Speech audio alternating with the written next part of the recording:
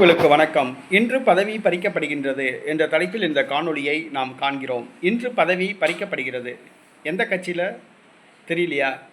திமுகவில் தான். திராவிட முன்னேற்றக் கழகத்தில் ஒரு முக்கியமான மாவட்ட செயலாளருடைய பதவி இன்று பறிக்கப்படுகிறது. ஆம், ராமநாதபுரம் மாவட்ட செயலாளர் காதர் பாட்சா என்ற முத்துராமலிங்கம். இவர் மேல் எதிர்கோஷ்டிகள் புகார் கொடுத்தன. மாவட்ட செயலாளர் பதவியை பறிக்குமாறு கோரிக்கை வைத்தன. மாவட்ட செயலாளர்கள் கூட்டத்தில் திமுக தலைவர் மு க ஸ்டாலின் காதர் பாட்சாவை வறுத்தெடுத்தார். இந்த சூழ்நிலையில் காதர் பாட்சா மாவட்ட செயலாளர் பதவி வகிக்கின்ற அந்த மாவட்டத்தை இரண்டாக பிரித்து வேறு ஒரு இளைஞருக்கு பொறுப்பை ஒப்படைக்க திமுக தலைவர் முயற்சி செய்திருந்தார். ஆனால் நேற்றைய தினம் அவர் மேல் ஒரு பகிரங்கமான ஒரு குற்றச்சாட்டு வந்தது.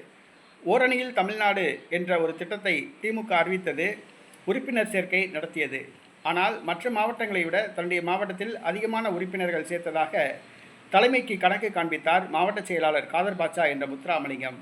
ஆனால் திமுக ஆதரவு நிறுவனம் ஒன்று சர்வே நடத்தி உண்மையை விசாரித்து காதர் பாட்சா என்ற முத்துராமலிங்கம் ஓரணியில் தமிழ்நாடு மூலமாக சேர்த்த அனைத்து உறுப்பினர்களும் திமுகவில் சேரவில்லை, போலி உறுப்பினர்கள் என்று தலைமைக்கு தகவல் அனுப்பியது. இதனால் அதிர்ச்சி அடைந்த திமுக அவர் மீது நடவடிக்கை எடுக்க முடிவு செய்துள்ளது. காதர் பாட்சா என்ற முத்துராமலிங்கத்தை மாவட்ட செயலாளர் பதவியிலிருந்து நீக்க முடிவு செய்துள்ளது. புதிய மாவட்ட செயலாளர் இன்று நியமிக்கப்படுகிறார். காதர் பாட்சா என்ற முத்துராமலிங்கத்தின் பதவி இன்று பறிக்கப்படுகிறது.